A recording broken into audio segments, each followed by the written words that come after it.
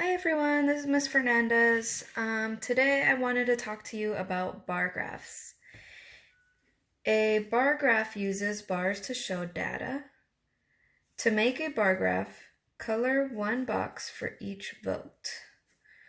So for example, on last week's homework we did a little survey and I asked you what time do you usually do your work. So I did a tally chart for my survey. So the question is here.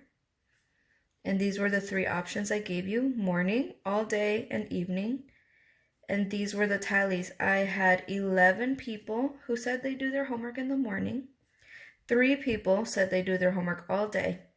And there's 1 person that said they did their homework in the evening. Now, if I wanted to make a bar graph, I could do it 2 different ways. Well, there's a few ways, but I'm going to show you 2 right now. The first way is this way. You start with your title. So let me put a little label by that. Title. And then on the side, I put the time of day. So my 3 options over here were morning, all day, and evening. So my 3 options here are going to be the same: morning, all day, and evening. And then down here, I am putting the number. So in a bar graph, you have to make a little bar. So I use this squared paper so that I can make a nice bar, but you could use any type of paper to do so. So with my morning, there were 11 people total. So I'm going to color in 11 boxes. 1, 2, 3, 5, 6, 7, 8, 9, 10, 11. That was my morning. All day, there are 3 people that do their work all day. I'm going to color in 3. 1, 2, 3. And then in the evening, there's 1 person that does their work in the evening. And I'll color in 1 for them. Now, this is similar to our picture graph, but instead of having pictures here, we are making bars. And here it's sideways, so it might not necessarily look like a bar, but in the other way that I was going to show you, you can see that it's almost the same. It has my title, so title. And then the number of people is actually on the side, whereas in the last one it used to be on the bottom. And then the time of day is at the bottom. So now my bars are going to go up. So in the morning we know that we have 11. So I can color in 11 boxes.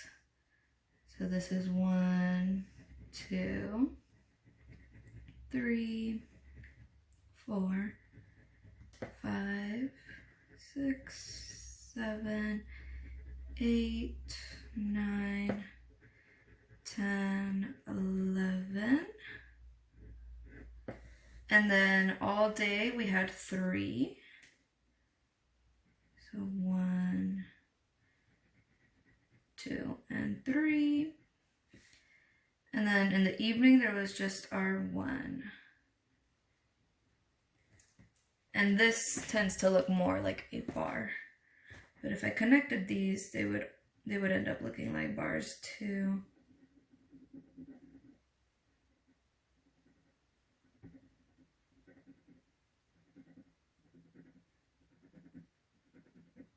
So it's pretty similar to the picture graph.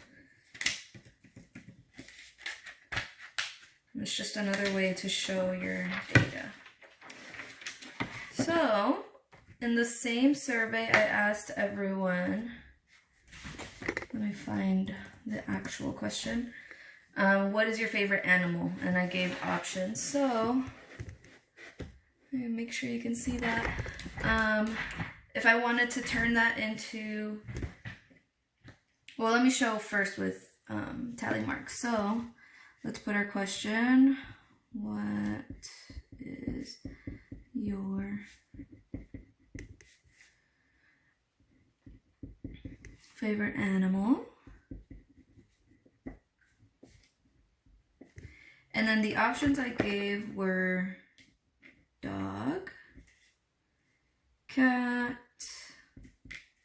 bunny, and let's see, fish.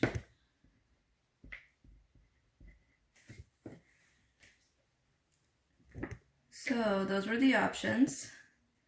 For my tallies, I have 7 people that like dogs the best. 5, 6, 7. I have 5 people that like cats. 1, 2, 3, 4, 5. I have 2 people that like bunnies. 1, 2. And 2 people who like fish the best. 1, 2. Now to make that easier for me to read, I can put my totals here. It was 7 for dogs, 5 for cats, 2 for bunny, and 2 for fish.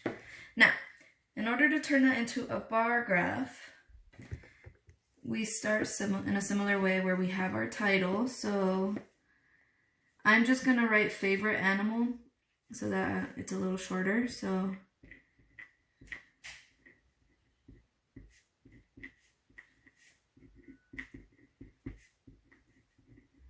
this is my title, right? And then I'm gonna put my options. I'll do it sideways and then I'll do it facing up. So let's see. I can say dog, cat, bunny, fish. And that's that. And these are my options, I guess, my animals.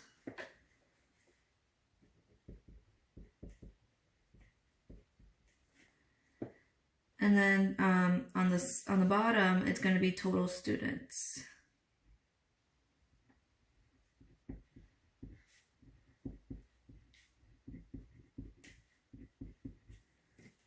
Right? Or number, whatever you want to call it.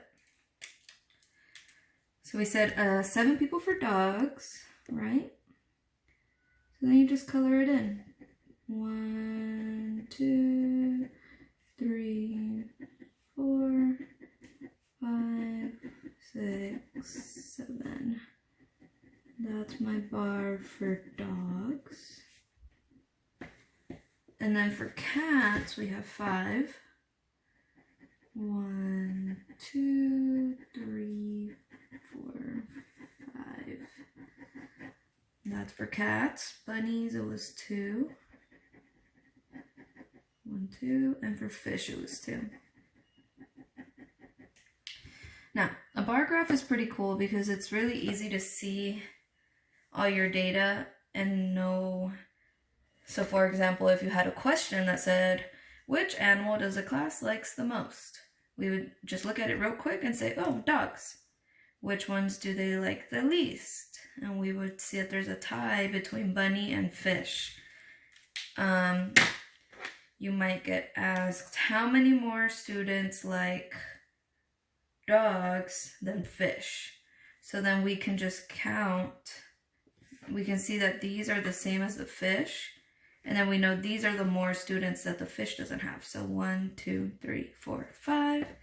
And we know that very quickly. And yeah.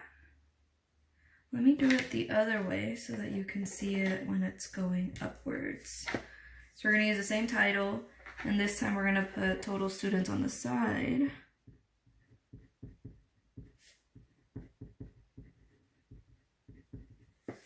This time we're going to put animals down here.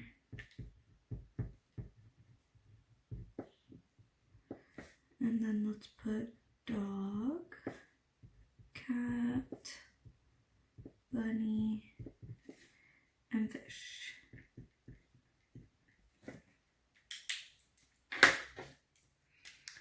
And same thing, we're just going to go upwards this time, but it's the same exact thing, and they just look a little different. So 1,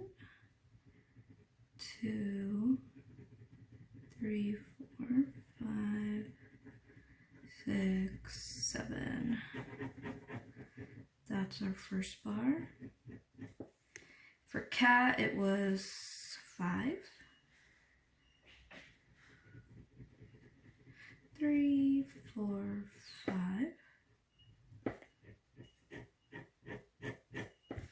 For bunny, it was 2.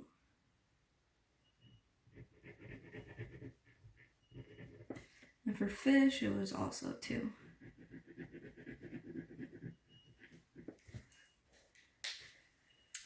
All right.